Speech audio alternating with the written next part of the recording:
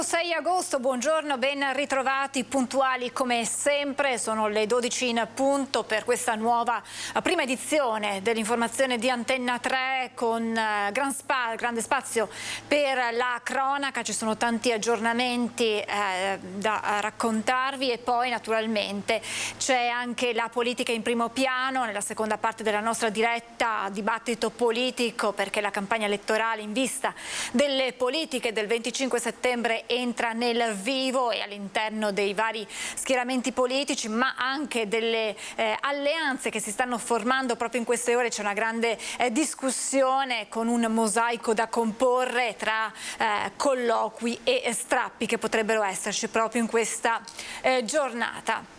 E allora, come detto, in primo piano c'è la cronaca, c'è il maltempo, l'ondata di maltempo che si è abbattuta nel tardo pomeriggio serata di ieri e colpita la zona ai confini tra il Trentino Alto Adige e il Veneto, il Bellunese. In Trentino Alto Adige iniziamo da qui con le terribili immagini, eccole qua, le vedete, probabilmente è possibile anche sentire l'audio della violenza eccolo qua, lo sentite?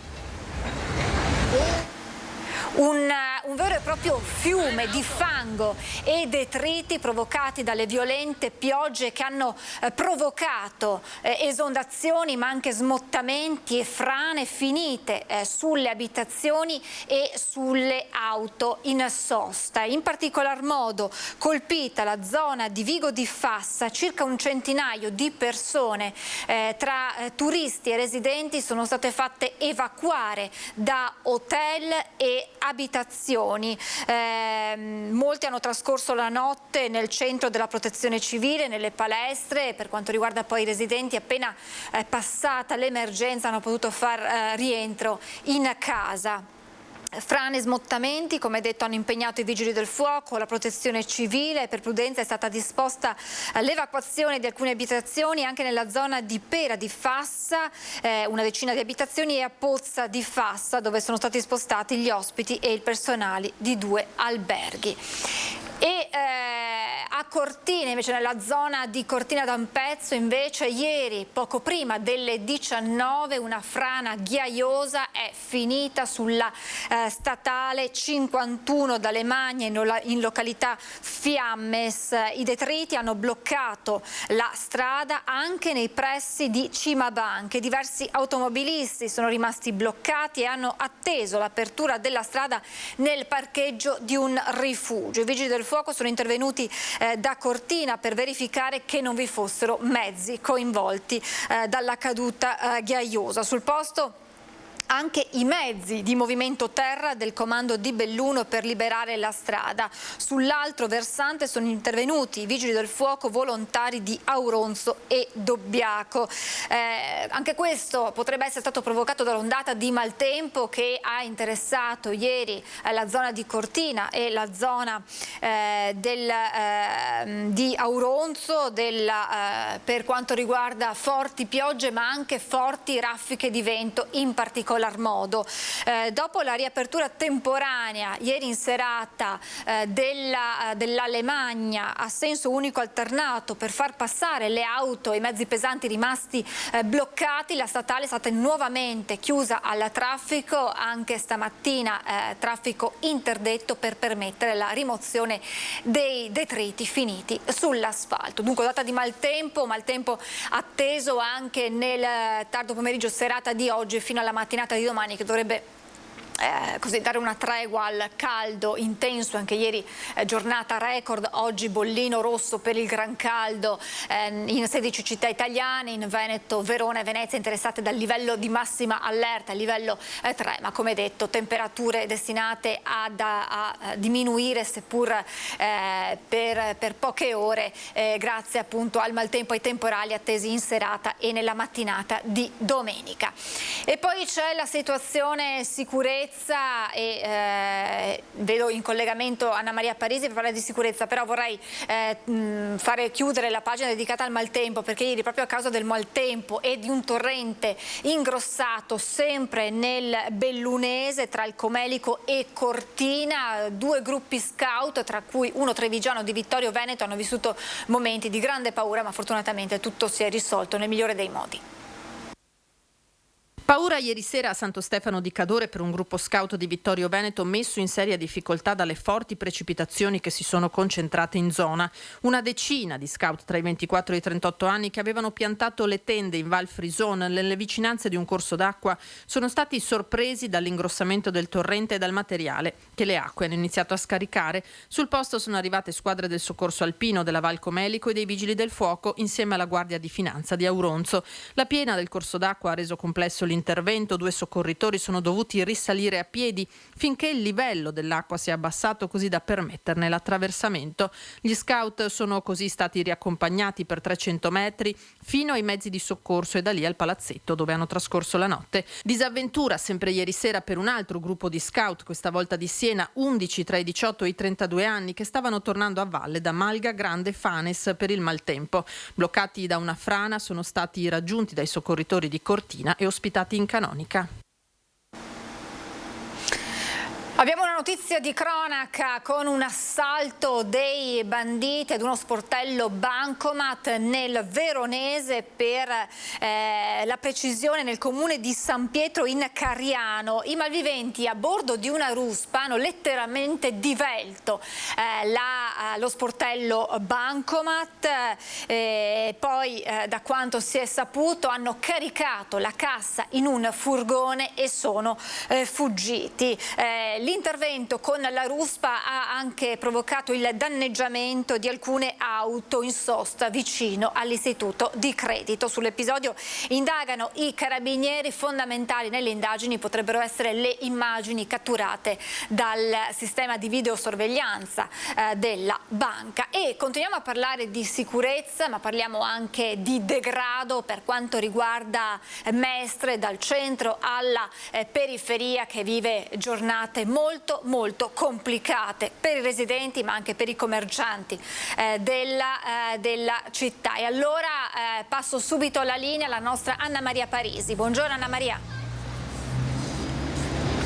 Sì, buongiorno Francesca, dicevi molto bene nell'anticipare questo collegamento, cioè Mestre sotto scacco e sotto assedio del degrado, perché degrado purtroppo fa rima con l'altra parola sicurezza, e come vedi dietro di me una panchina, perché al centro della polemica sulla questione sicurezza, come dicevi tu, dal centro città alle periferie ci sono loro, le panchine, che ricordiamo ben oltre 20 anni fa lo sceriffo di Treviso Gentilini fece tanto discutere rimuovendole appunto dalla città di Treviso. Da Treviso a Mestre per la stessa ragione, cioè tutti contro l'amministrazione comunale che ha deciso di rimuovere una serie di panchine praticamente in centro città, in una piazza frequentata del centro, per evitare che si possano sedere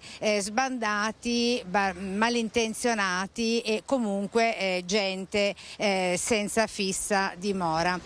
Con me, che ringrazio in questo collegamento, Andrea Crescente, coordinatore di Confesercenti Venezia per la terraferma. Dunque Crescente, la questione delle panchine può anche addurre, può portare al sorriso, ma invece che dice, ci sediamo a proposito? Ecco, abbiamo la panchina da lei gentilmente offerta oltretutto. La questione delle panchine può portare al sorriso, ma invece è una questione che sta tenendo alto il dibattito. Ci troviamo tra l'altro, Francesca, a cavallo tra via Piave e via Carducci, che porta verso il centro di Mestre, dove ci sono le poste centrali, via Carducci dietro alla quale c'è il museo M9 e dietro al quale a sua volta c'è piazza Ferretto, ecco. Quindi siamo proprio in una zona nevralgica della città, dove soltanto ieri andando oltre via Piave verso i giardini, cioè verso la stazione, è stato aggredito un altro commerciante che contro il degrado ha voluto posizionare delle giostrine gonfiabili per i bambini, ed è stato aggredito proprio da una serie di spacciatori di origine nordafricana.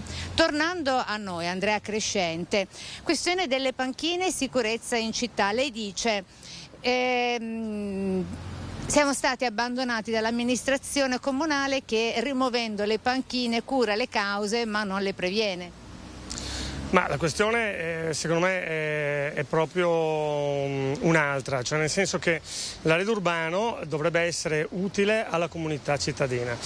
E se è proprio il caso e non ci sono altri rimedi, bisogna intervenire magari in questo senso, e capisco le istanze in realtà dei residenti delle attività che trovano nella causa del degrado magari le sedute stesse, che fanno sì che delle persone possano essere lì stanziali, no? Ma la questione secondo me è fondamentalmente un'altra, cioè è un degrado che ha avuto un'escalation in questi anni molto importante, di cui ne parliamo spesso e non volentieri. La questione è fondamentalmente da risolvere in tempi brevi, è il mio auspicio, ma con una concertazione di chi ne ha la responsabilità, nel senso che non ci deve essere una ricetta, la cosa non è che non sia risolvibile. Secondo me, se l'amministrazione comunale, cioè chi ne ha le competenze, ne ha la responsabilità, amministrazione comunale, sociale e forze dell'ordine condividono un progetto, questa cosa si può risolvere. Ecco, manca il progetto, lei dice manca una linea comune, manca un progetto. In via Piave adesso è in corso fino a fine mese una festa che dovrebbe riunire, una festa dovrebbe rigenerare il territorio. Vero è però che insomma così non sembra funzionare molto in tal senso. Ma insomma è sempre auspicabile che si realizzi qualcosa per la città, però bisogna sempre pensare di pianificarlo e organizzarlo bene, cioè gli eventi devono essere comunicati bene, con contenuti validi. A quel punto inevitabilmente gli eventi diventano attrattivi. Se manca la comunicazione o se i contenuti, sì, sono anche buoni contenuti, ma non così forti da essere allargate a tutta la città, anche una comunità fuori città, è chiaro che poi l'iniziativa può scemare. Io mi auguro che comunque possa andare bene, però bisogna pensare prima di portare avanti un progetto, di definirlo in tutti i dettagli. È questo che a volte manca nella nostra città. Certo che chi ci sta ascoltando da casa e sta guardando questo collegamento pensa che Mestre sia diventata una città più che invivibile, addirittura una città da Far West. Vogliamo rassicurare che magari non è proprio così, anche se gli episodi di cronaca raccontano purtroppo il contrario a tutte le ore del giorno e della notte. Mi sto un po' contraddicendo, però insomma non è che tutti gli angoli della città siano invivibili. Ma proprio così, la cronaca giustamente fa il suo dovere. È chiaro che le situazioni più eclatanti balzano agli onori della cronaca. La questione invece è abbiamo due facce della stessa medaglia.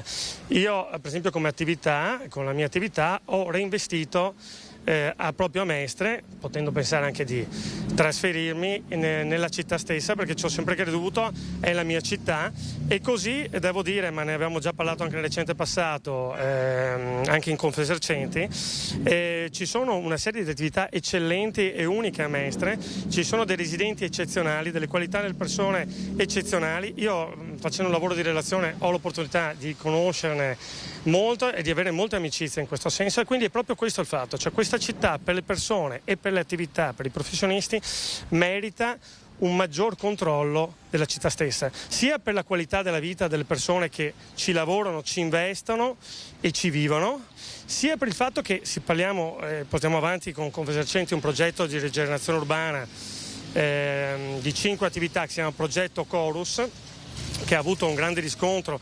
Nel periodo di Covid abbiamo avuto, pensando alla limitazione degli accessi, più di 1000 accessi per eventi culturali e non solo, e laboratori.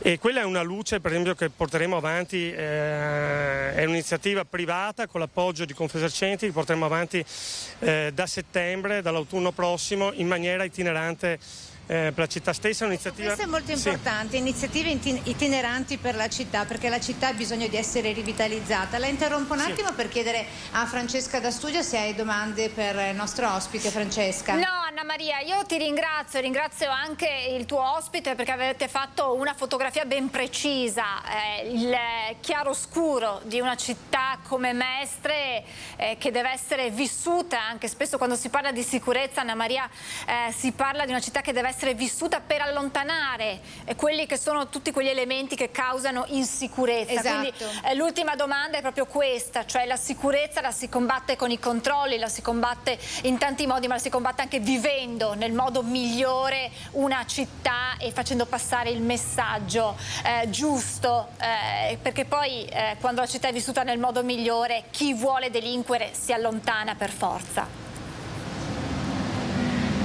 Sì, giustamente, come aveva anticipato anche lei, Crescente da studio, la collega Francesca Bozza dice certamente per contrastare l'insicurezza, quindi il degrado e così la delinquenza e la criminalità, è giusto che ci siano forze dell'ordine a tutela della città e dei cittadini e dei commercianti, ma che la città stessa venga vissuta. Ecco il perché lei ha voluto continuare ad investire anche con la sua attività commerciale in città, proprio in questa zona, ed ecco perché questo è a sua volta un deterrente contro i criminali. Assolutamente, diciamo che le attività della città hanno una valenza assolutamente sociale. Le luci che portano poi a flussi di persone portano a chiaramente alla qualità del vivere nello spazio, nel nostro cortile. Il cortile è la città stessa, no? Senta Crescente, in chiusura, non so se abbiamo ancora un minuto, Francesca, è proprio un flash in chiusura finale, di collegamento, Anna Maria. Mestre sta... Un flash, sì. Mestre sta pensando di ritornare a una notte rosa, una notte bianca, in tal senso, per illuminarsi a sua volta? Ma questo non lo so, potrebbe essere un'opportunità, un'idea. Come dicevo prima, gli eventi devono essere organizzati molto molto bene e dobbiamo pensare che devono essere per i cittadini, ma dobbiamo tornare a essere attrattivi in realtà anche per le persone che vengono da fuori, che ultimamente, negli ultimi anni, non sono più venuti nella nostra città. Allora dobbiamo portarli da Mestre, i turisti che si fermano a Venezia dobbiamo riportarli. Questa è una cosa importante, anche per questa. gli alberghi. Sì. Grazie. Da Mestre è tutto, grazie ad Andrea Crescente di Confesercenti Mestre, e la linea può tornare allo studio. Grazie ad Anna Maria Parisi e grazie anche al suo ospite per averci portato a Mestre a capire un po' meglio quello che sta succedendo. E adesso do subito il benvenuto e la ringrazio per essere con noi alla Presidente di Confartigianato Belluno, Claudia Scarzanella. Buongiorno Presidente, grazie per essere con noi. Buongiorno, grazie a voi. Allora, l'economia è un punto centrale in questo momento, in una crisi di governo che si è aperta, in una campagna elettorale infuocata. Proprio poche ore fa è arrivato il decreto aiuti bis, questi 17 miliardi per aziende e famiglie, e lei era stata critica all'indomani della crisi di governo dicendo è il momento peggiore perché siamo in un'emergenza. C'era stata una ripresa dopo quando la pandemia ci ha fatto respirare un po', il Veneto era tornato, insomma, l'economia veneta ad alzare la voce, e poi all'improvviso sono arrivate la guerra e adesso anche la crisi internazionale. Che momento sta vivendo il mondo dell'artigianato nel bellunese? E poi le do anche degli aggiornamenti che proprio oggi sono arrivati dalla CGIA di Mestre e voglio condividere con lei quella che è la fotografia scattata dagli artigiani di Mestre. Sì, direi che in questo momento preciso c'è parecchia preoccupazione per il rientro dalle ferie e l'autunno. Diciamo che adesso questo periodo di agosto scandisce un pochino la divisione tra quello che è stato finora e quello che sarà.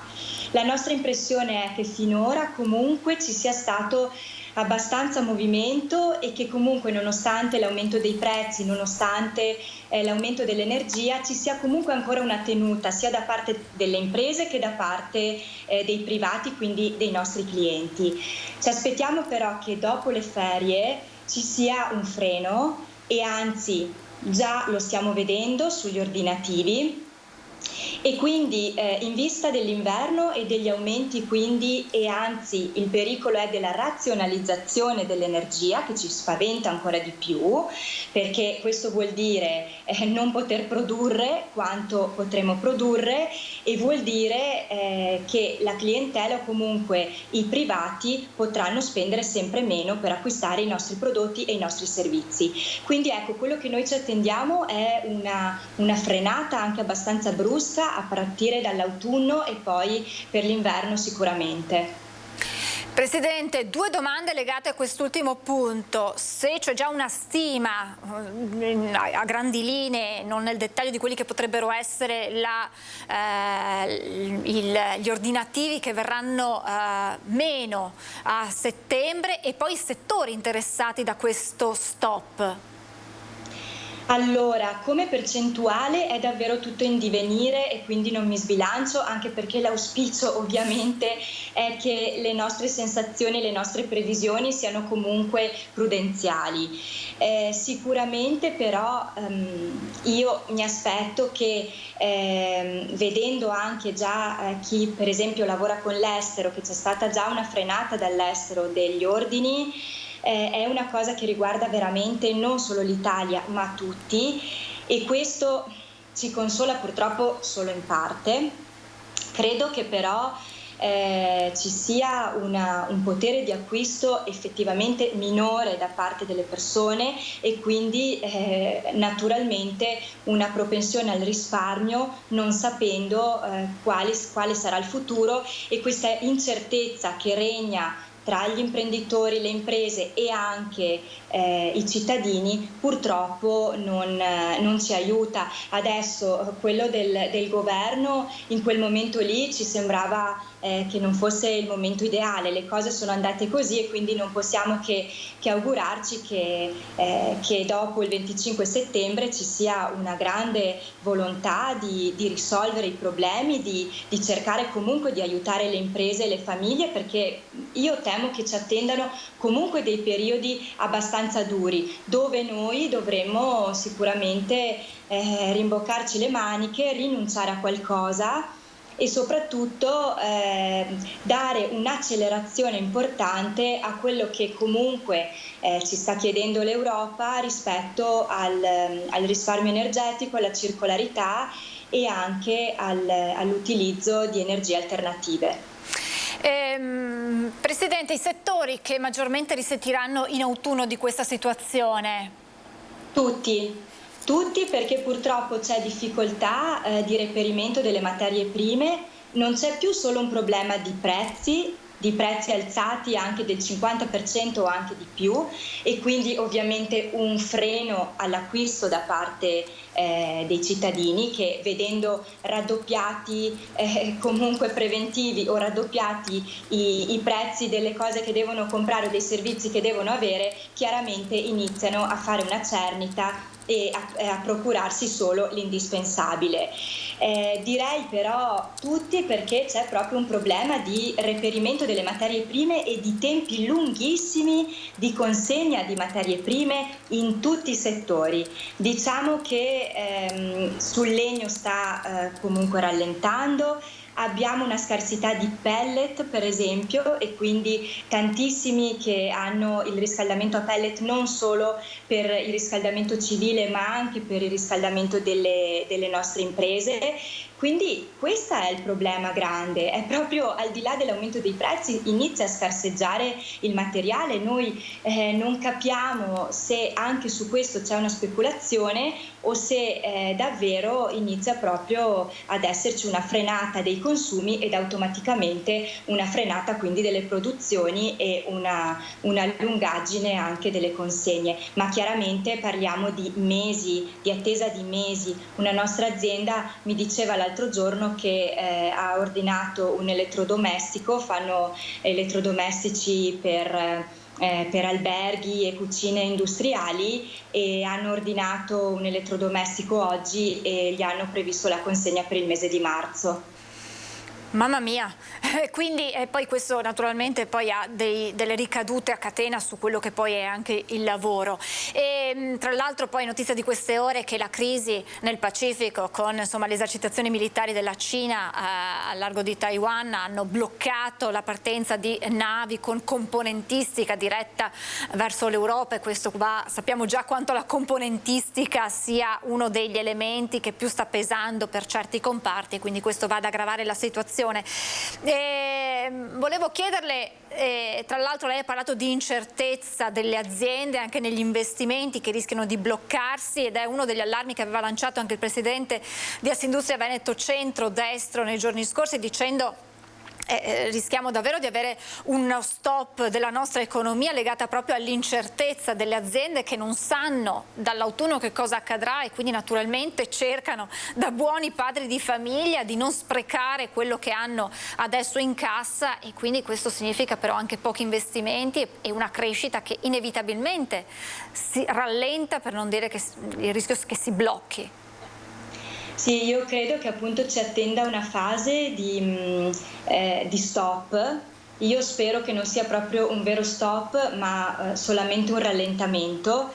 Voglio però anche non essere catastrofica, perché è proprio nella mia natura, e quindi sicuramente voglio credere che a questo periodo, mi auguro non di stop, seguirà un periodo di grande cambiamento, dove noi saremo comunque costretti a ripensare il nostro modo di vivere, il nostro modo di consumare, il nostro modo di produrre, e quindi probabilmente dopo questa fase difficile ci sarà una fase di crescita in cui cambierà probabilmente proprio il nostro sistema di consumo, di vita e di utilizzo dei prodotti e delle materie, e di conseguenza credo che ci possa essere un'ottima possibilità per il mondo dell'artigianato, che si è sempre basato sulla qualità, su pochi pezzi ben fatti e durevoli, su comunque un principio di riciclo, di riutilizzo dei materiali. Ecco, credo veramente che cambierà proprio il mondo, e dobbiamo essere pronti e semplicemente accettare che c'è una nuova fase, e quindi nel migliore dei modi adattare sia il nostro stile di vita che il nostro stile di consumo, e di conseguenza, o anzi questo viene prima di tutto, noi dobbiamo produrre quello che poi ci chiederà questo nuovo mondo. Non vogliamo essere negativi, e allora le leggo quelli che sono i dati della CGIA di Mestre, che parlano di un nord-est che torna a trainare l'economia del paese. Nel 2022 il PIL del Veneto è destinato ad aumentare del 3,4%. Secondo la CGIA nessuna altra regione è destinata a fare meglio. Nel 2022 la crescita media del PIL italiano è stimata al 2,9%, quindi il PIL Veneto ben al di sopra di quella che è la media italiana. C'è però l'altra faccia della medaglia, con la CGIA che evidenzia quello che ci siamo appena detti, cioè che ci sono una serie di elementi nello scenario economico-sociale che portano ad un pessimismo per l'autunno, perché abbiamo i rincari, il caro energia, il caro materie prime, un'inflazione galoppante, un'incertezza legata agli equilibri internazionali, e quindi si rischia appunto, lo abbiamo detto, di frenare la crescita. Gli aiuti che sono arrivati nel decreto aiuti bis in qualche modo potrebbero aiutare. Aiutano davvero o sono solamente un tampone a quella che è l'emorragia economica? Servirebbe di più? Gli aiuti sono chiaramente un tampone. Certo è che noi siamo ben consapevoli che non possiamo chiedere infinite risorse allo Stato, e che è un momento davvero particolare in cui noi dobbiamo essere pronti al cambiamento, a fare questo sacrificio che poi io auspico ci porterà ad un'apertura, a mercati nuovi, a possibilità nuove, ad opportunità nuove. Quindi io Ecco, in parte dobbiamo leggere la realtà per quello che è, in parte però abbiamo anche il dovere di pensare che ce l'abbiamo sempre fatta, che abbiamo comunque superato una serie di crisi, la crisi del 2008, la crisi della pandemia, adesso questa sicuramente è una crisi post pandemia, post guerra, insomma ci sono tutta una serie di concause che ci hanno portato e che ci porteranno ad un momento sicuramente difficile. Dall'altra parte però credo che abbiamo anche le risorse sia personali che professionali, quella qualità, ecco, io auspico che i numeri della CGA possano rivelarsi poi a posteriori quello che effettivamente corretti. Io credo che a livello provinciale bellunese, ma anche a livello veneto, abbiamo grandi possibilità e su queste grandi possibilità dobbiamo credere, non abbatterci e fare di questo momento risorsa per reinventare quello che sarà il mercato del futuro con esigenze diverse, come dicevo prima. Ultimissima domanda, il bellunese ha una realtà a sé per la conformazione geografica, per anche lo spopolamento di una montagna che invece ha bisogno di vivere perché insomma è una delle più belle, e quindi le chiedo a livello bellunese che cosa vi preoccupa di più e in più anche rispetto a quello che potrebbe essere un ragionamento che il mondo dell'artigianato fa in un'altra realtà diversa. Beh, sicuramente il problema del riscaldamento per l'inverno è un problema che ci riguarda in particolar modo perché noi non abbiamo gli stessi costi e gli stessi consumi della pianura. Dall'altra parte, andando su temi più elevati, diciamo che il nostro pensiero e la nostra priorità è che ci sia una continuità alla legge sulla montagna, nella quale noi abbiamo creduto e crediamo a tutt'oggi, quindi che continui l'iter. Quello che noi veramente sogniamo, e spero che non sia un sogno, perché davvero sarebbe la soluzione non solo del bellunese ma di tutta la montagna italiana, che è vasta, che ci sia la possibilità di una fiscalità di vantaggio, perché la fiscalità di vantaggio è ciò che davvero può invertire la tendenza attraendo nuove persone e nuovi investimenti, e questo potrebbe davvero rilanciare la montagna. Dall'altra parte abbiamo le Olimpiadi, che sono una grande occasione che sicuramente noi viviamo direttamente con Cortina. Riguarderà tutto il paese, perché è una cosa che non riguarderà solo la provincia di Belluno e Cortina nel particolare, però chiaramente per noi è una grande opportunità di lavoro, di infrastrutture e quindi di possibilità di sistemare, tra virgolette, questo territorio per un futuro poi di consolidamento e di sviluppo. Quindi ecco, il nostro auspicio è che ci sia veramente la volontà da parte del nuovo governo di fare velocemente tutte quelle che sono le cose rimaste in stand-by, sia per questo grande evento che la data 2026 è veramente vicina e quindi non possiamo aspettare, sia per quelle che sono le esigenze della montagna del bellunese, che sicuramente non avrà più la possibilità di continuare ad essere quello che è ed ad accogliere i turisti, quindi a seguire questa vocazione, quando non avrà più proprio numericamente la popolazione sufficiente per rispondere poi anche alle esigenze di chi viene a godere dei nostri paesaggi, della nostra natura, delle nostre montagne. Questo non ce lo possiamo permettere, oltre che a un discorso di comunque opportunità di rimanere nel territorio e presidiare il territorio anche per la montagna, per la pianura, scusate. È di questi giorni insomma il ragionamento che l'acqua della montagna serve alla pianura, all'agricoltura della pianura, quindi credo che vada fatto veramente un ragionamento a 360 gradi su quella che è la necessità impellente di fare progetti montagna-pianura che diano una chance alla montagna, perché la montagna non può permettersi permettersi nessuno che rimanga senza abitanti, non può permetterselo la montagna stessa, ma non può permetterselo neanche la pianura. Sono sfide che vanno assolutamente vinte per il bene di tutti, non solo della montagna e di chi vi abita, ma di tutta la regione. Grazie davvero Presidente, è stato molto importante il suo intervento, un punto di vista molto importante, quindi vedremo da settembre, torneremo ad aggiornarci per capire come sarà questa ripresa dopo la pausa estiva. Grazie a Claudia Scarzanella, Presidente di Confartigianato Belluno, buona estate, buon lavoro e torneremo a vederci presto. Grazie davvero. Grazie mille, arrivederci. E adesso noi ci fermiamo, c'è la pubblicità, ma poi torniamo, non andate via perché ci sarà il dibattito politico, c'è davvero molta carne al fuoco. A tra poco.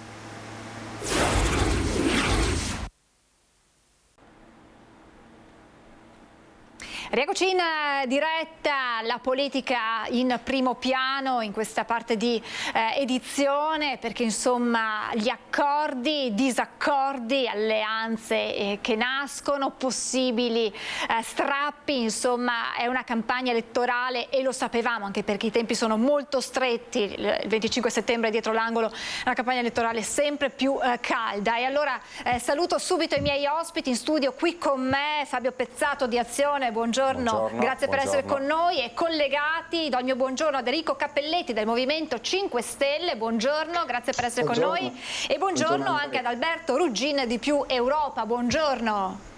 Buongiorno, grazie per l'invito. Grazie a voi. Allora, subito una domanda così a caldo e poi Cappelletti vengo anche da lei perché anche nel Movimento 5 Stelle insomma c'è abbastanza movimento. Subito una domanda per Pezzato e Ruggin, amici, diciamo alleati, forse sì, no, non si capisce tanto perché insomma Letta in queste ore, sono ore febbrili per Letta per allargare ancora di più l'alleanza che sappiamo vedere PD, Più Europa, Azione, anche se Calenda insomma non fa mancare soprattutto via Twitter le frecciatine, un'Europa Verde e un Sinistra Italiani che devono decidere con Sinistra Italiana che dice siamo più vicini al Movimento 5 Stelle, quindi questa sarà poi la prima domanda che farò a Cappelletti. Parto da lei Pezzato, che cosa sta succedendo in queste ore e possiamo immaginare da casa anche la confusione che questo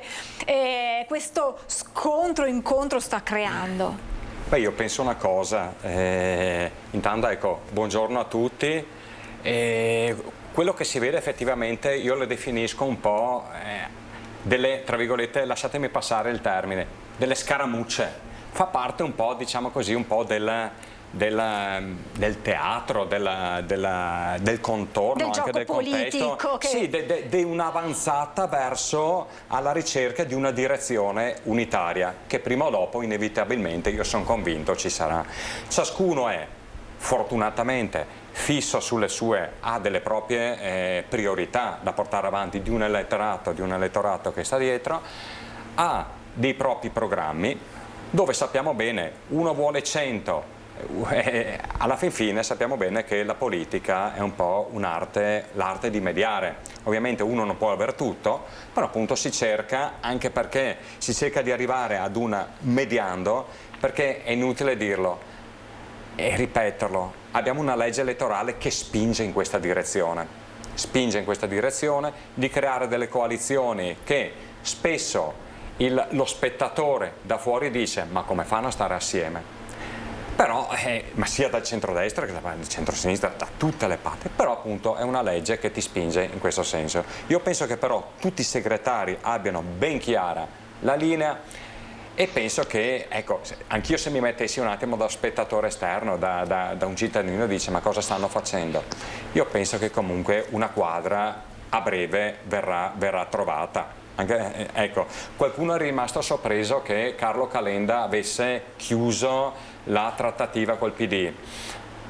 Ecco, anch'io inizialmente ero rimasto un attimo così, ho pensato, ma noi abitiamo in Veneto, Carlo Calenda ha ragionato a livello nazionale, per cui un conto è il Veneto, un conto è una visione globale, per cui penso che a freddo la scelta, l'idea, ecco, l'avesse e le idee le avesse ben chiare. Ruggin, è positivo anche lei come Pezzato? Si troverà la quadra e ci sarà questa grande coalizione di centro-sinistra?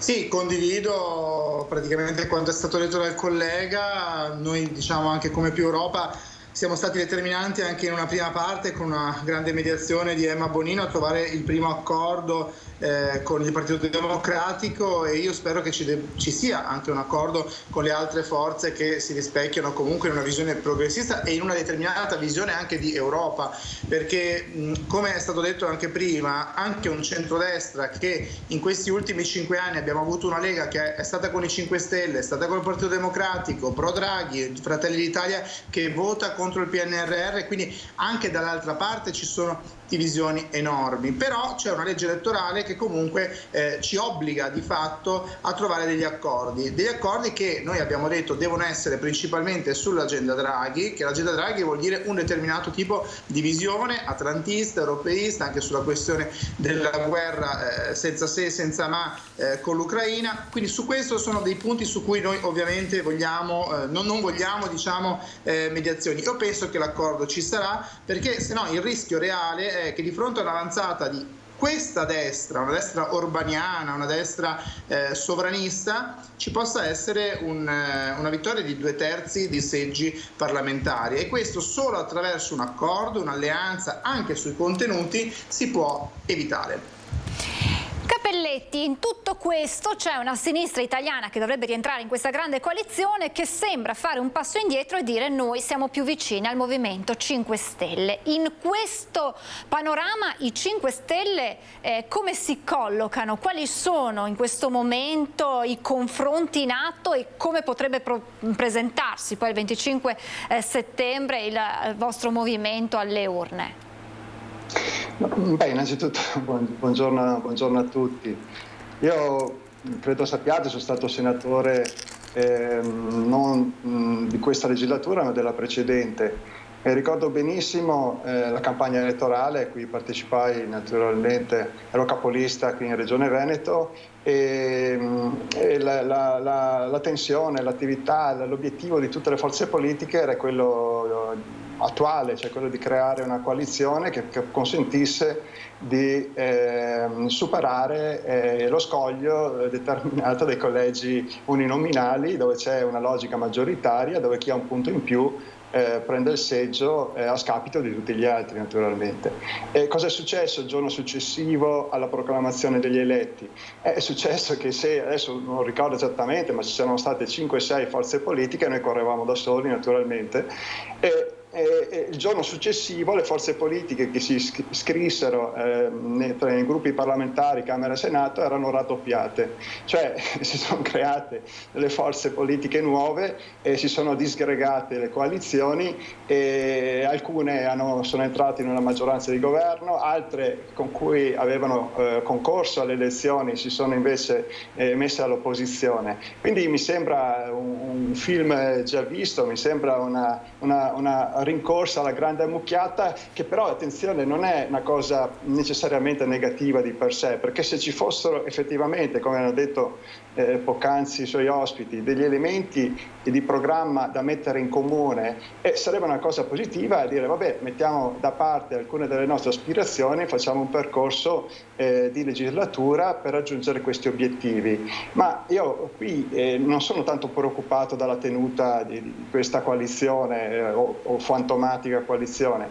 sono preoccupato dal fatto che abbiamo un gruppo di centrosinistra che si avvicina alla destra, arrivando in qualche maniera anche a sovrapporsi. Pensiamo a Gelmini, a tanti protagonisti, Brunetta, dove li collochiamo, Calenda, cioè sono personaggi politici che hanno un'agenda politica che è quella di Draghi, che è esattamente la stessa cosa affermata da Salvini. E allora qual è la conclusione, diciamo, di questo ragionamento? È che non abbiamo un'alternanza tra due poli, uno di centrodestra e uno di centrosinistra. Abbiamo un'unica grande coalizione di centrodestra e centrosinistra che dice le stesse cose, persegue le stesse cose, propone le stesse cose e si pone come obiettivo di continuare l'agenda Draghi. E poi abbiamo il Movimento 5 Stelle che chiaramente fa da parte scomoda, come ahimè da quando siamo nati ci siamo ritagliati questo spazio, e continueremo a fare la parte scomoda. Ma a noi, al di là dei giochetti elettorali, a noi interessa mettere i punti di programma in cima alla discussione politica. Ed è su quello, ad esempio sul salario minimo. Cosa pensano le altre forze politiche?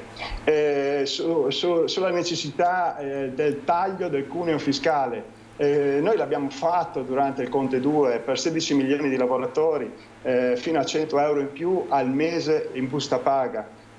Come si schierano le altre forze politiche rispetto al problema di un settembre che si presenta, lo dicevate anche voi poc'anzi, molto difficile, perché ormai il tasso di inflazione è conclamato e presumibilmente saranno degli aumenti addirittura da questo punto di vista, quindi con una perdita drammatica di potere d'acquisto delle famiglie e delle imprese. Ecco, che cosa vogliamo fare? Noi lì abbiamo presentato i nostri programmi, le nostre proposte.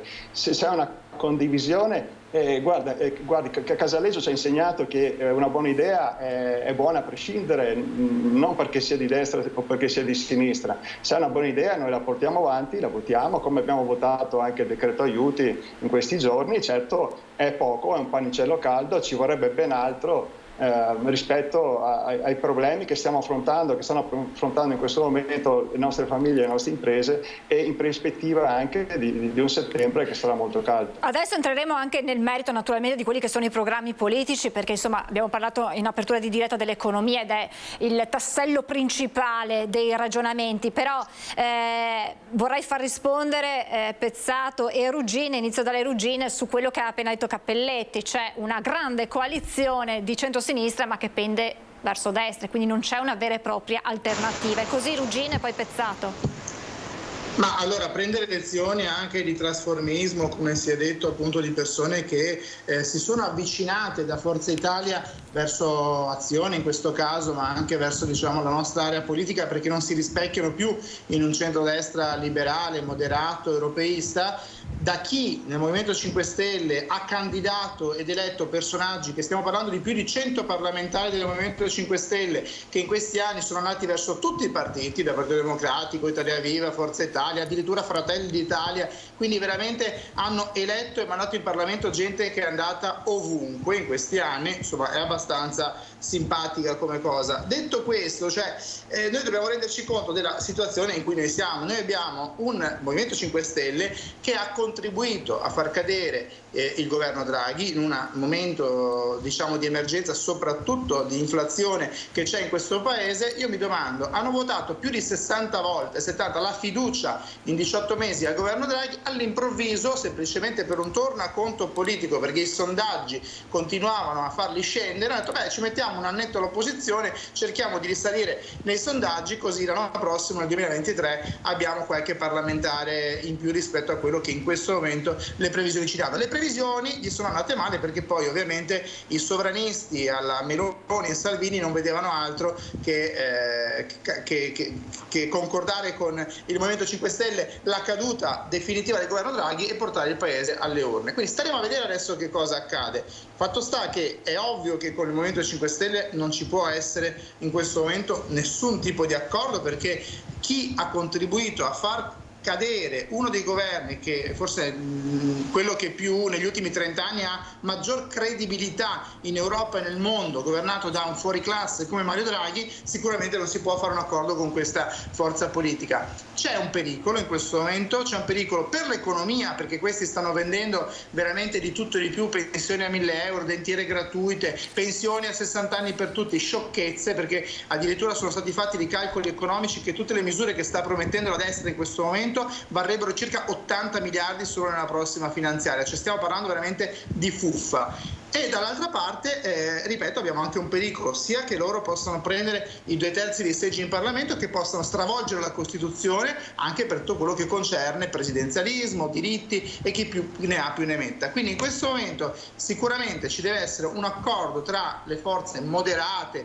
di centrosinistra, anche ambientaliste, eccetera, eccetera, trovare un punto di incontro nelle diversità, perché noi siamo la Federazione più Europa Azione, non siamo il Partito Democratico, non siamo i Verdi, abbiamo il nostro programma. è un accordo tecnico per cercare comunque di fare una proposta politica per il Paese. E su questo io penso che dovremmo anche imparare magari una cosa dal centrodestra: se certe cose non vanno bene, lavarci un po' i panni sporchi in casa nostra tra di noi, perché la destra è molto brava a nascondere tutte le problematiche, le divisioni che hanno interne tra di loro. Vedi i collegi uninominali, vedi le differenze su chi vuole Salvini all'interno e chi non lo vuole. Noi dovremmo iniziare, diciamo, a lavorare più in casa, lavare i panni sporchi in casa nostra e pensare davvero a un programma unito e che possa battere, perché secondo me non è impossibile, questo tipo di destra sovranista. Cappelletti, le do subito la replica, però faccio rispondere anche Pezzato, perché poi vediamo se c'è anche da parte sua qualche frecciatina nei confronti dei 5 Stelle, in modo che facciamo una risposta unica. Pezzato?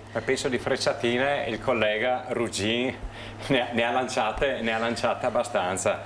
Ecco, io quello che il collega Cappelletti faceva una differenziazione che sembra sia tutti un po' di centrodestra. Qua il tema, a mio parere, non c'è un centrodestra e un centrosinistra. Oggi c'è un gruppo che è tendenzialmente sovranista, che strizza l'occhiolino a Orbán o a Putin, un altro gruppo che sono un po' più populisti e gli altri che cercano un altro gruppo, identifichiamolo dove ciascuno vuole, un altro gruppo che vuole cercare di iniziare a parlare in modo serio e attenzione all'economia, attenzione alle imprese, senza avere divagazioni di altro tipo. Guardi, prima si parlava a microfoni spenti.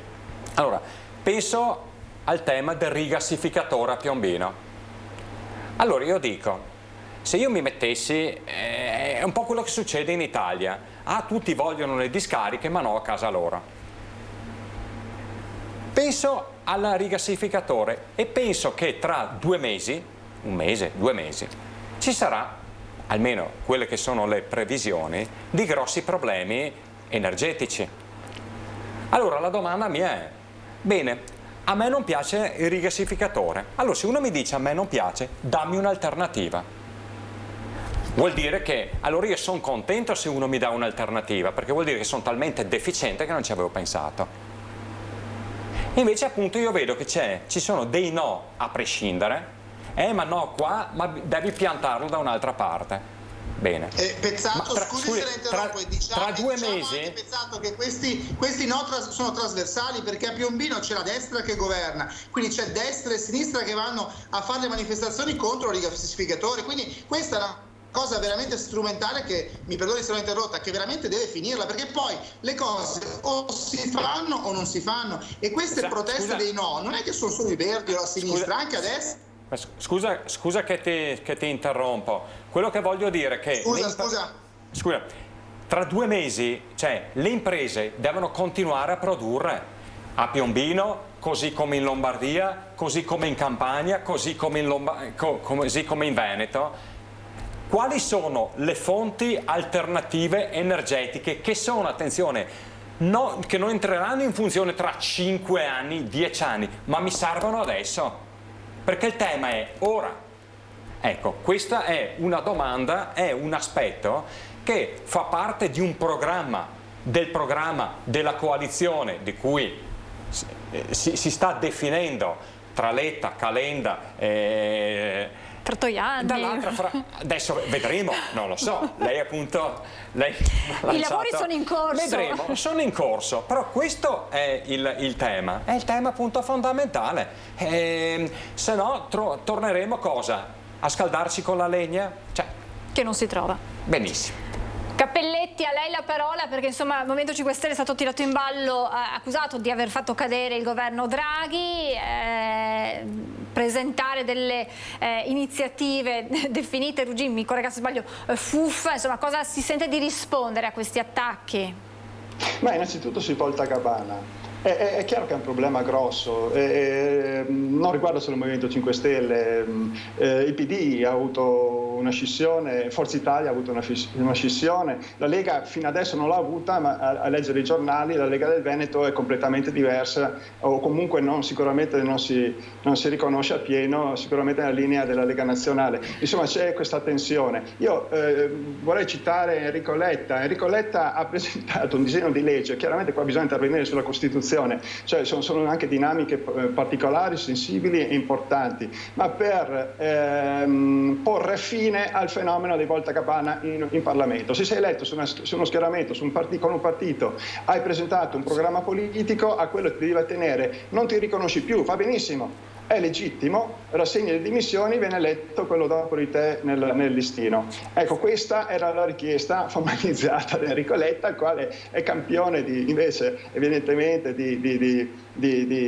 porte aperte, perché da una parte voleva limitare l'abuso di questo fenomeno, non solo lui naturalmente, sono anche tanti altri partiti, vogliono limitare l'abuso di questo fenomeno, dall'altra parte invece aprono le loro porte. Il mio collega ha fatto il calcolo, in questo momento l'8-9% dei leghisti che siedono in Senato sono ex Movimento 5 Stelle, ma è una cosa chiaramente inaudita che non sta né in cielo né in terra. Per noi è un problema perché abbiamo, forse più di altre forze politiche, perché abbiamo una norma che riguarda il Movimento 5 Stelle, ma magari diventasse una norma nazionale, che è il vincolo dei 2 mandati. Superati i 2 mandati, torni a casa a fare quello che avevi prima, oppure per carità metti a disposizione del movimento, del paese, la tua esperienza in base a ciò che le condizioni ti rendono la possibilità di fare. Però il mandato elettivo si deve limitare a 2. Pensate se questo principio fosse legge, non avremo più i Gasparri, non avremo più i Casini, non avremo più i Salvini, non avremo più la Meloni, non avremo più Berlusconi, cioè in un minuto avremmo risolto il 90% dei problemi di questo paese. Io su questo invito gli elettori a pensarci su, dovrebbe essere una legge nazionale che imponga 2 mandati massimi, ovviamente per la stessa carica elettiva.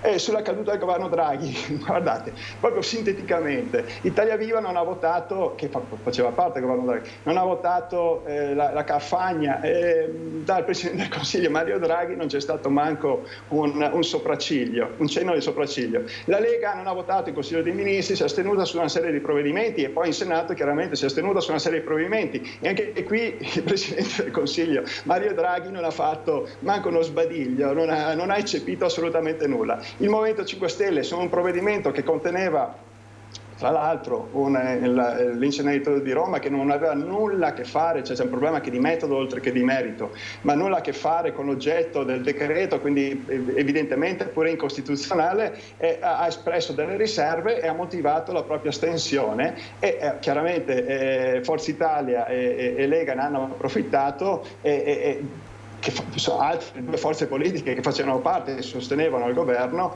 e le conseguenze di tutte queste sono sotto gli occhi di tutti.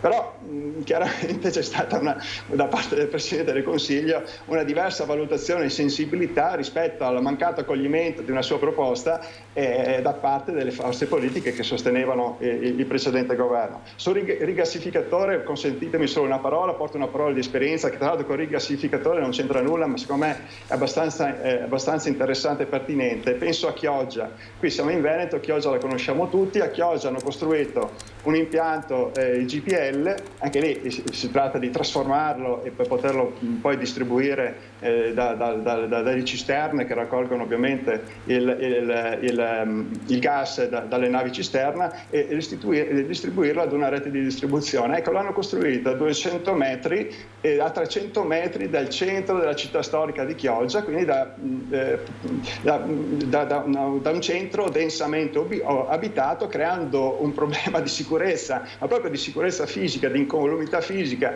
a decine e decine di migliaia di persone, che ha dell'incredibile. E queste sono state le amministrazioni scellerate che si sono succedute a Chioggia, sia di centrodestra che di centrosinistra. E ci siamo riusciti 2 anni fa siamo riusciti a bloccare questo progetto, che peraltro era già stato in buona parte realizzato grazie a un intervento del governo. Un intervento straordinario. È chiaro, questo vuol dire che siamo contro i rigassificatori? No, ma bisogna vedere anche dove andiamo a realizzarli. Anche a Livorno c'è un grosso problema relativo al posizionamento. Andare a realizzare un impianto di questo questo tipo, piccolo per carità come quello di Chiosa, ma 2 passi a 100 metri, 200 metri dal centro della città, secondo me è qualcosa di pazzesco, di improponibile e assolutamente da stigmatizzare. E questo non deve essere un no a questa tecnologia, questo deve essere un no a un utilizzo indecente di questa tecnologia, di questi impianti. Allora, chiudiamo qui questa parte dedicata ad accordi, alleanze, entriamo nel merito dei programmi, nei temi più importanti a partire da quello economico. Adesso c'è la pubblicità e poi ricominciamo sentendo le parole del presidente di... C'è qualcuno che deve intervenire? Non c'è la pubblicità e allora vi faccio ascoltare le parole del presidente di Unioncamere Veneto, Pozza, che ieri ha incontrato il nuovo questore di Treviso, ribadendo l'importanza del ruolo delle forze dell'ordine anche in chiave economica in questo particolare momento. Ascoltiamo le parole del presidente Pozza che fa anche il quadro della situazione economica e poi lo commentiamo insieme e capiamo quelli che sono i capitoli sui quali intervenire subito, sui quali dovrà intervenire subito il nuovo governo dopo le elezioni. Sentiamo Pozza. Il neoquestore di Treviso, Manuela De Bernardin, in visita in mattinata al presidente della Camera di Commercio di Treviso Belluno, Mario Pozza. Quello economico è un fronte su cui nella Marca, come nel resto del Veneto, le forze dell'ordine sono chiamate ad avere un'attenzione particolare. Certamente Treviso ha un mondo economico vivace e rilevante, un po' come tutto il Veneto, e quindi è importante conoscere bene tutte le sfaccettature per organizzare dei servizi, per organizzare il nostro lavoro anche in funzione di questa peculiarità. Sappiamo che dove ci sono affari i tentativi di infiltrazioni ci sono e i dati che noi mettiamo a disposizione delle forze dell'ordine servono proprio a prevenire e quindi questo rapporto tra le istituzioni è fondamentale per dare sicurezza ai nostri imprenditori e alle nostre famiglie. Non a caso tra l'ente camerale e le forze dell'ordine c'è un continuo scambio di informazioni fondamentale soprattutto in un periodo di forte crisi come questo. I segnali di rallentamento arrivati nel secondo semestre dell'anno dal comparto del manifatturiero sono indicativi di una ripresa già infrenata. Sono comunque dati positivi, però purtroppo la situazione è molto critica perché sappiamo quant'è il costo dell'energia, del gas, delle materie prime, le difficoltà, le tensioni internazionali che ci sono. Adesso si è aggiunta in queste ore la tensione tra la Cina e gli Stati Uniti per Taiwan. Ecco, tutto questo va a incidere in cosa? Negli investimenti. Poi mettiamoci la crisi anche di governo e questo ovviamente si ripercuote nei consumi e nelle strategie. Pozza condivide l'allarme lanciato dal presidente degli industriali di Treviso e Padova, Leopoldo Destro, secondo cui la crescita rischia di non durare a lungo. Le risposte, dice, devono arrivare dalla politica. Io mi auguro che sia una campagna elettorale non solo di promesse, che poi nella maggior parte dei casi non vengono mantenute, ma di serietà. Abbiamo un PNR che è in fase d'avvio, abbiamo queste difficoltà delle materie prime, energia e quant'altro, la siccità, altro problema drammatico. Bisogna che la politica sia almeno una volta tanto vicina alle esigenze proprio delle imprese, del paese e dei cittadini.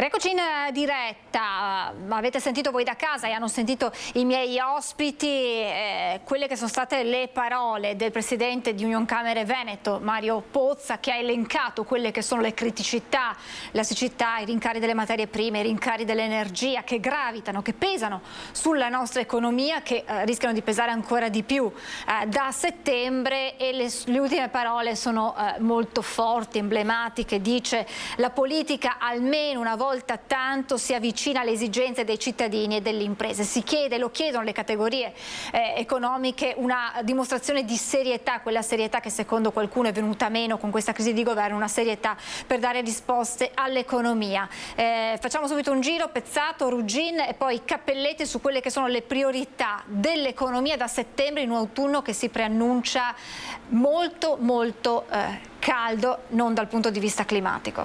Allora, le priorità, a mio parere, sono essenzialmente due. Allora, uno, cercare delle soluzioni immediate per ridurre i costi di produzione, soprattutto sto parlando anche della nostra regione, dove abbiamo, è prevalentemente manifatturiera, di ridurre i costi per produrre appunto i prodotti finiti.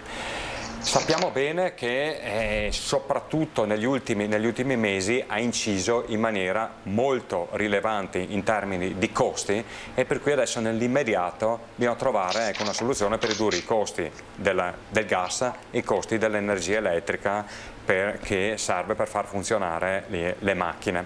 Anche perché paradossalmente in questo periodo storico si parla con parecchi imprenditori, gli ordini ci sono gli ordini, però non si riescono per n motivi ad evaderli, e se provi ad evaderli comunque rischi di produrre in perdita, e questo è un aspetto a mio parere essenziale. Per cui riduzione dei costi energetici immediati, interventi immediati.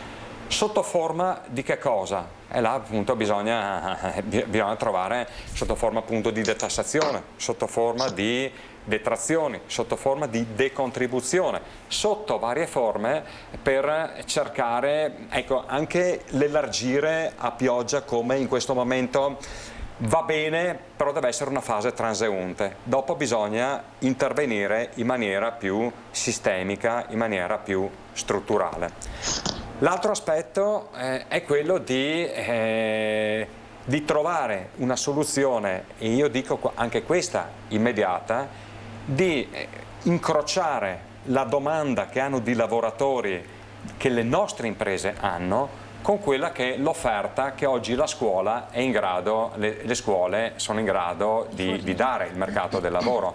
Purtroppo si sta avverando una situazione dove tanti nostri imprenditori, noi sappiamo che il panorama nostro è fatto di piccole e medie imprese, dove hai il padrone, i figli del padrone, e spesso hai i 10, 15, 20, 50 dipendenti, i quali appunto si trovano ad avere la necessità di operai che sappiano far funzionare le macchine, i torni, le presse, che oggi non sono più i torni e le presse di una volta, ma sono fatte in un determinato modo. Bene, di quel tipo di lavoratori, di quel tipo di figura, oggi gli imprenditori hanno una enorme difficoltà a recuperare nel mercato del lavoro, anche pur essendo disponibili a pagarli delle cifre importanti in termini di corresponsione di salario mensile, ma non li trovano. Per cui io penso che sia anche un momento di dover andare ad attingere da dov'è che possono uscire determinate figure, dagli istituti tecnici, dai centri di formazione professionale, ed è quello che dobbiamo andare. Certo, non è una cosa che si risolve, non è a breve termine come azione, ma è un'azione che è a medio-lungo termine, ma almeno io devo iniziare a lanciare delle proiezioni, delle progettazioni, in modo che non ci troviamo periodicamente sempre a parlare delle stesse cose, ma manca questo, manca quello, manca quell'altro. Ecco, questo è un altro aspetto. Dopodiché, l'ultima, bisognerebbe appunto fare, secondo me, anche delle azioni in termini di ritornare a rirafforzare quelle famose leggi regionali, per esempio sulla Sabatini o sulla 4.0 o il credito d'imposta alle imprese, di iniziare a ridare fiato, a ritornare a delle percentuali più importanti di credito d'imposta che in qualche modo possono stimolare gli investimenti alle imprese. Però secondo me, se dovete darmi una scala di priorità, oggi la più importante è quella della riduzione del costo dell'energia per la produzione. Rugin. Sì, condivido quanto è stato detto, e per diminuire questi costi dell'energia bisogna continuare questa politica di diversificazione che è stata fatta con diversi partner strategici del Mediterraneo da parte del governo Draghi. Inoltre bisogna liberalizzare totalmente la green economy, quindi anche le energie rinnovabili, bisogna davvero aiutare imprese e famiglie, perché quello che ci aspetta in autunno rischia di essere davvero un altro aumento dell'inflazione che potrebbe essere non sostenibile da parte delle aziende aziende e da parte delle famiglie. E quello che noi ci troviamo in questo momento di campagna elettorale di fronte è una coalizione che invece pensa ancora una volta, come nel 2018, di riportare le pensioni a 60 anni, perché nonostante tutto quello che noi abbiamo sempre detto sul reddito di cittadinanza, che non è da abolire ma è da rivedere sicuramente, c'è una riforma che è stata quella della quota 100 che sulle casse dello Stato ha pesato molto di più del reddito di cittadinanza e che non solo ha fatto dei danni enormi, ma è tutto a debito, quindi sulle tasche dei giovani e delle nuove generazioni che continuano al ritmo di 100-150.000 persone all'anno a lasciare questo paese. Allora noi o ci iniziamo a domandare che paese vogliamo, ma non da qui alle prossime elezioni che magari va al prossimo governo che cade, oppure davvero noi continuiamo a fare queste elezioni come ritorno a conto personali, si fa ancora una volta la quota 100, gente in pensione a 60 anni, poi arriva l'anno dopo la finanziaria e i conti non tornano, e quindi, come è stato fatto con il governo Conte 2 e anche col governo Draghi votato dalla Lega, si riportano le pensioni a quota 102 e adesso si ritorna alla Fornero. Allora o noi la finiamo con queste politiche assistenzialiste di bonus, di tornaconto elettorali, oppure non se ne viene fuori. Quindi anche un altro tema che si continua a discutere in questi giorni da parte, ovviamente in maniera propagandistica da parte della destra, è il tema dell'immigrazione, perché come ha detto Pozza, ma anche associazioni di categorie come Assindustria in Veneto, il tema dell'immigrazione, che ripeto viene usato in maniera propagandistica, sarà un tema cruciale nei prossimi anni, perché nonostante anche qui i bonus che sono stati fatti giusti da parte del governo Draghi con l'assegno unico, Bonetti, e anni che proviamo a fare assegni unici di tutti i tipi per dire alla gente di fare più figli, ma la gente figli non ne fa, allora noi avremo sempre più gente in pensione, avremo sempre meno gente che lavora e noi pensiamo di sigillare le coste dell'Africa. Inoltre cerchiamo anche di non rivedere la Bossi-Fini, che di fatto non permette alle persone con un permesso di soggiorno di venire qui a lavorare, e le aziende del nostro Veneto, del nostro nord-est, chiedono, andatevi a vedere i comunicati di Assindustria, più migranti e manodopera, perché ovviamente i nostri giovani, seguendo anche carriera universitaria eccetera, ci sono un sacco di settori che in questo momento sono scoperti di manodopera. In un momento in cui noi stiamo crescendo fortunatamente, con i dati dell'altro ieri del Premier Draghi, economicamente, noi non possiamo permetterci in questo momento una recessione, quindi dobbiamo investire assolutamente, stop alle politiche assistenzialiste di ogni tipo, quindi sostegno a famiglie e imprese, e tutti questi temi che, ripeto, vengono usati in maniera propagandistica dall'altra parte, pensioni e immigrazione, devono essere visti invece in maniera totalmente diversa, come opportunità invece, innanzitutto sulle pensioni, dire alle persone come stanno le cose, come stanno i conti pubblici, a che età realmente possiamo andare in pensione se vogliamo sostenere questo tipo di nazione, con questo tipo di numeri di persone che lavorano e persone che stanno in pensione, con un basso tasso di natalità, uno fra i più bassi in Europa. E poi ripeto anche sul tema, come abbiamo detto, economici, sulla crescita economica, dobbiamo finirla di fare promesse a vanvera, perché anche sull'immigrazione comunque in questo momento o liberalizziamo i decreti oppure ci dovranno anche dire chi andrà ad occupare interi settori che in questo momento risultano sguardati nel nostro nord-est. Cappelletti. Sì, grazie, siamo in campagna elettorale, quindi scioccheranno da qui al prossimo mese e mezzo tantissime promesse, alcune realizzabili, altre assolutamente no, verranno fatte lo stesso. Io faccio questa premessa per partire da che cosa abbiamo fatto. Parliamo dei costi, dell'esplosione dei costi dell'energia. Noi in tempi non sospetti abbiamo varato il super ecobonus 110%, eravamo in una fase particolarmente drammatica per il nostro paese, perché nel mezzo di una pandemia, con tutte le ripercussioni dal punto di vista economico, delle attività produttive, della necessità di intervenire con un effetto shock che potesse in qualche maniera rimettere in movimento l'economia stessa. Ebbene, questo provvedimento è stato utilizzato in particolar modo nel Veneto. Il Veneto è la seconda regione, ne sono naturalmente orgoglioso, la seconda regione per utilizzo del super ecobonus. Se in questo momento il governo Draghi sta gestendo circa 4 miliardi di extra gettito fiscale, è conseguenza dell'aumento del prodotto interno lordo legato a questa iniziativa. Quindi c'è stato, il Sole 24 Ore titolava qualche giorno fa fisco boom, proprio in connessione a questo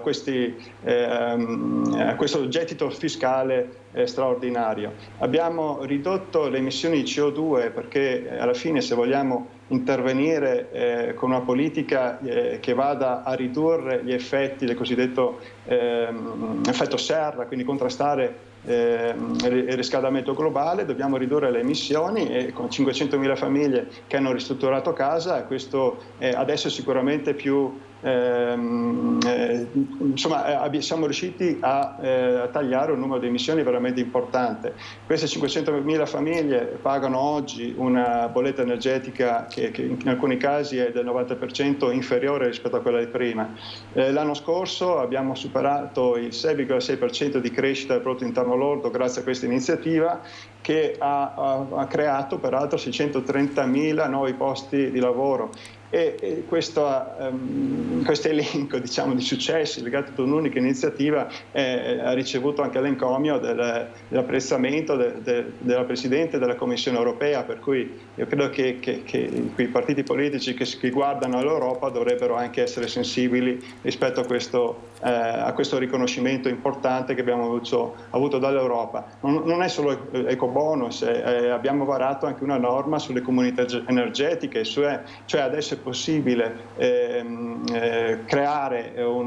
installare un impianto fotovoltaico e suddividere l'energia fra più unità che ne usufruiscono. Ecco, questo legato agli incentivi che sono stati introdotti per la realizzazione delle comunità energetiche può essere di grande sollievo proprio per affrontare il problema dell'aumento dei costi straordinari legati all'aumento naturalmente dell'energia.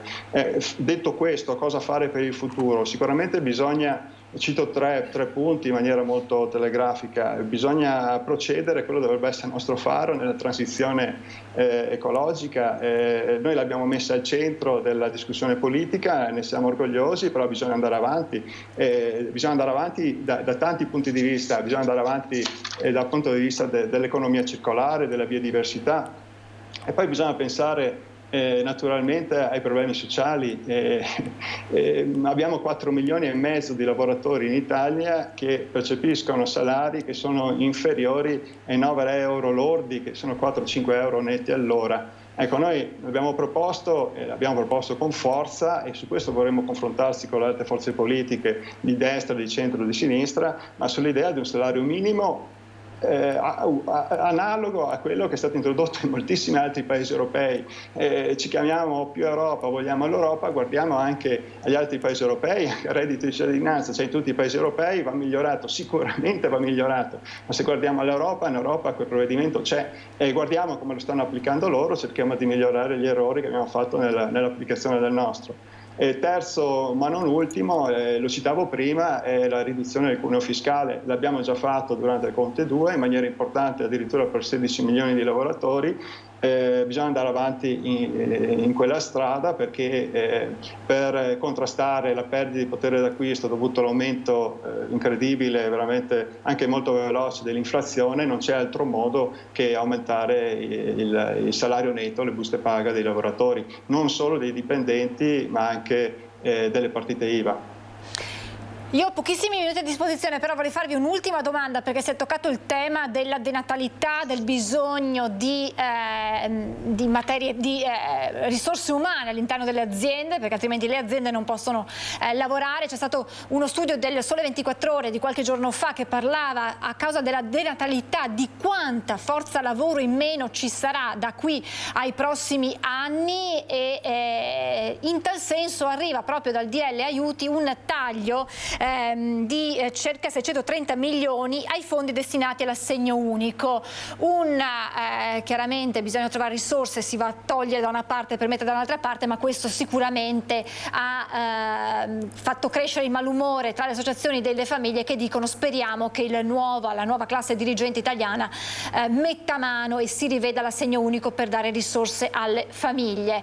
Cappelletti, Salvini, Pezzato e poi chiudo con Ruggin. 2 minuti a testa se riuscite a chiudere il vostro ragionamento per quanto riguarda gli aiuti alle famiglie. So che richiederebbe una trasmissione, ma purtroppo abbiamo i minuti contati, poi torneremo sicuramente a parlarne.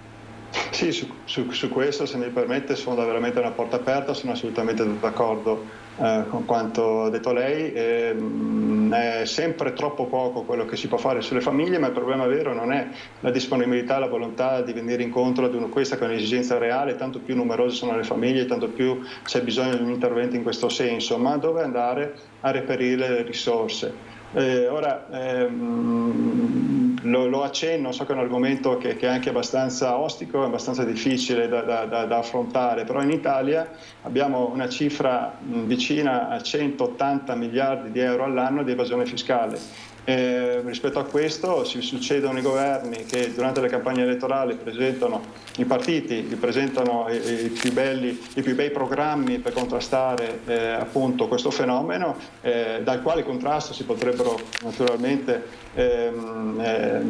ottenere delle risorse importanti da utilizzare anche dal punto di vista delle politiche sociali, però di proposte concrete se ne vedono poche o nessuna. È un argomento che nel momento in cui si viene eletti poi ci si scorda. Noi guardando a quello che abbiamo già fatto, non guardando a quello che vorremmo fare, avevamo lanciato il cashback, è un incentivo, non è una sanzione, è un incentivo che serviva proprio a incentivare le compravendite con strumenti digitali. Il cashback ha avuto un effetto collaterale, se vogliamo, dirompente dal punto di vista anche dell'utilizzo di queste tecnologie da parte dei cittadini. Pensate che ad esempio la SPID, cioè l'identità elettronica, la carta di identità elettronica, è arrivata ad essere acquisita addirittura da 25 milioni di cittadini, quando in precedenza, prima del lancio dell'avvio del cashback, era di qualche milione.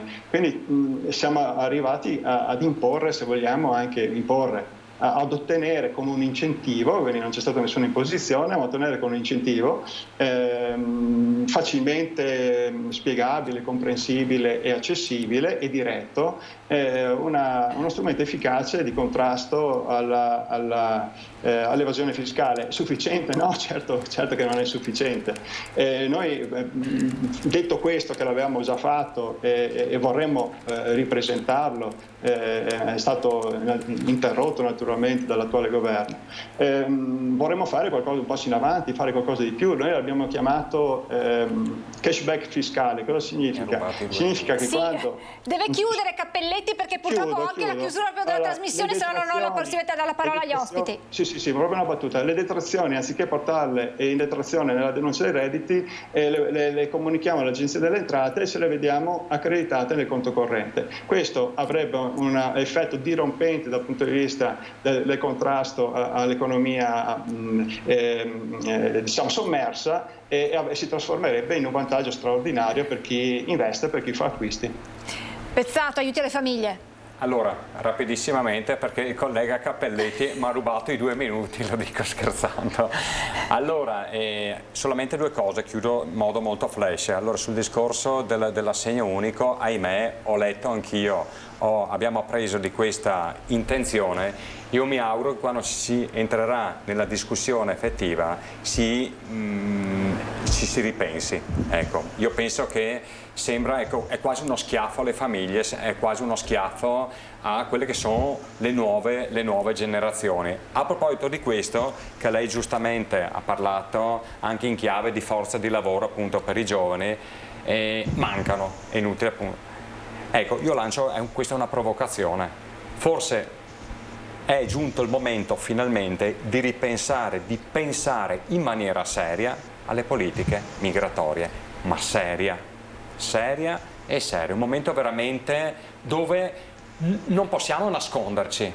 Noi culturalmente abbiamo sempre avuto paura di affrontare in modo serio questo tema. Bene, adesso a distanza di 25 anni siamo ancora a ragionarci allo stesso modo.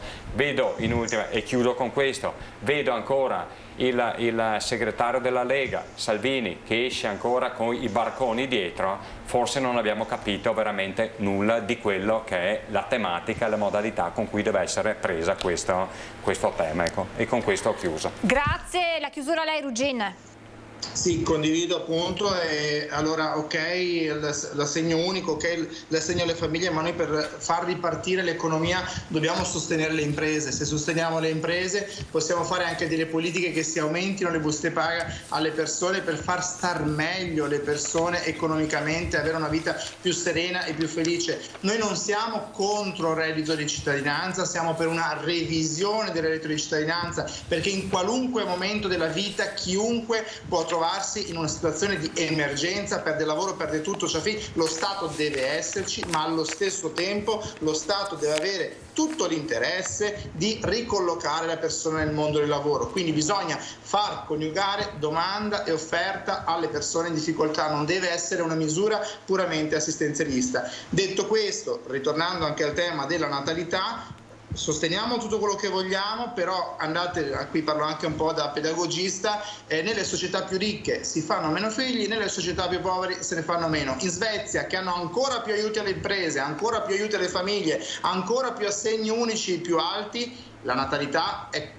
quasi simile all'Italia, è 1,7 figli per famiglia, a differenza di noi che ne abbiamo 1,2, non è tanto più alta. Quindi questo è un tema molto più complesso. Dire che non si fanno figli semplicemente perché non abbiamo abbastanza sussidi, queste sono tutte sciocchezze, perché sono da 20 anni che se ne possono pure continuare a fare, ma non pensiamo che questa sia la soluzione. Piuttosto, come ha detto il mio collega di Azione, iniziamo davvero a parlare seriamente del tema dell'immigrazione.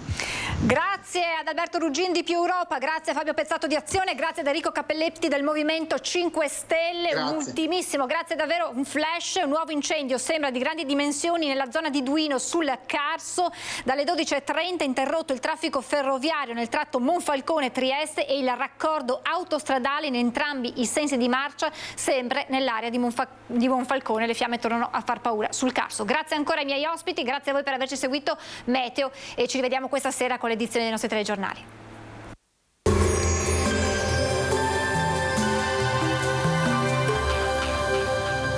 Donadel Sunplast fornisce ed installa tende e coperture tecniche, avvolgibili, serramenti in PVC e in alluminio, porte da interni. Bentrovati al meteo. Pressione atmosferica meno salda sul nostro territorio. L'anticiclone si indebolisce lasciando passare una perturbazione. Clima caldo, ma la calura tenderà a smorzarsi nei prossimi giorni. Vediamo insieme il dettaglio. Sul Veneto la grafica di sabato 6 agosto ci mostra un tempo spiccatamente instabile. Inizialmente sarà sereno o poco nuvoloso. Con il passare delle ore nuvolosità in aumento e successivamente avremo anche alcune piogge, dapprima sui rilievi, poi saranno possibili un po' ovunque. Temperature minime tra 18 e 24 gradi, massime invece comprese tra i 31 e i 36 gradi, ma via via in calo. Spostiamoci ora sul Friuli Venezia Giulia. Anche qui sarà soleggiato in mattinata. A seguire locali rovesci o temporali un po' ovunque, anche qualche temporale forte. Soffierà bora moderata sulla costa. Temperature minime sui 23 e 27 gradi, massime intorno ai 34-36 gradi. Infine diamo uno sguardo al Trentino Alto Adige, sarà variabile e parzialmente soleggiato al mattino, rovesci e temporali al pomeriggio e in serata, localmente anche intensi. Temperature minime intorno ai 18-19 gradi, massime sui 35 all'incirca. Dal meteo per ora è tutto, grazie per l'attenzione, arrivederci.